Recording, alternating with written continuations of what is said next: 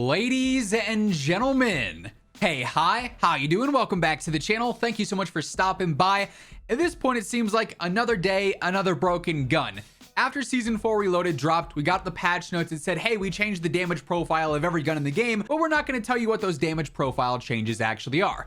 But now that Sim's gone through and actually data mined all the raw stats, we're starting to see certain weapons are crazy changed from before Season 4 Reloaded. We just talked about how things like the Lockman 762, the Cronin Squall, and then surprisingly the X13 Auto Pistol all got crazy buffs with Season 4 Reloaded. Well, there's a new contender as well that is wildly broken.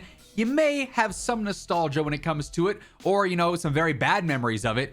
It's the Snakeshots. They are back here in Warzone 2. I have to imagine this is not intended.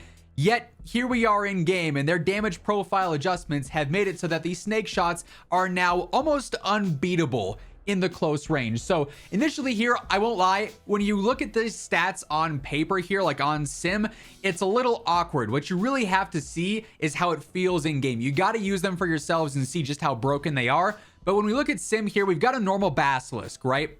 No attachments whatsoever. We then open up the Basilisk that's got a Kimbo. It's got the large barrel on there, and it's got Snakeshots, essentially making it the overpowered, super broken, gotta be nerfed version of the Snakeshots. And we scroll down and we look at the stats here, 300 health, so max armor in Warzone, and you look at the TTK. Now, this is probably one of the weirdest graphs that we've seen here ever when we've broken down stats here. We've done a lot of these videos, hundreds of them, dating back to Warzone 1. This is by far one of the strangest graphs. You'll notice if I zoom in here, the normal Basilisk has its infinite damage range, right? Like, you have a 4,000 millisecond TTK of 43 meters. It's funny seeing a number that high. We've never seen that before either. But technically at 44 meters, if you line your shot up enough, you could hit somebody with a normal Basilisk. However, with the Snakeshot ammo, with the Kimbo, and basically how it works in Warzone 2 is that outside of 12 meters here, you're just not going to land your shots, right? It's just not something that's going to happen. So there's not even stats for it beyond that.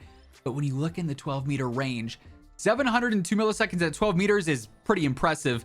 It basically equates to being a 2-shot or a akimbo shot kill. 4 shots technically, but if it's akimbo, you only got to shoot twice to actually get a full knock here. But inside 8 meters here, 422 milliseconds is the accurate TTK, and quite frankly, in that range, you're not going to miss shots if you're hip firing correctly. You're going to land your 2 shots, that enemy's going to be on the ground probably yelling in their mic, and their teammates are going to be terrified to come and try and res them because they're going to know what you have. These are busted beyond belief. I'm going to throw up some gameplay footage of just some quick little plunder shenanigans with it. I just wanted to drop in and again, feel it for myself because I saw some videos and I was like, okay, maybe there's some lucky hits here and there. But no, these are in fact crazy, crazy broken.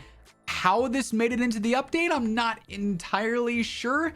It seems like with this damage profile change, there are some things that were absolutely intended. Some things got balanced out pretty well, like the rifle category is a bit more competitive now. SMGs, for the most part, are more competitive now. But then you have outliers like this, where these Snakeshots are just crazy, crazy good for no real reason. And then you have things like the X13, which is now a better SMG than all the other standard actual real SMGs. I would like to think they're unintended, and if that's the case, we're probably going to see pretty quick nerfs and fixes to these. You know, I've got some meta videos planned for the end of the week that I've already recorded actually when it comes to the long range meta and the close range meta, and I've already had to make some adjustments to those based off these hidden changes that have now been discovered, with things like the Cronin being crazy good, the X13 being an SMG pistol hybrid. But at this point, it's like, do I actually want to, you know, save the idea of the Snakeshots being in the close range meta because they're just that broken that I would hope they'd be nerfed by, you know, Monday or Tuesday. Obviously, it's the weekend. I'm not really sure what their office plans are like and how often they're pushing out updates now.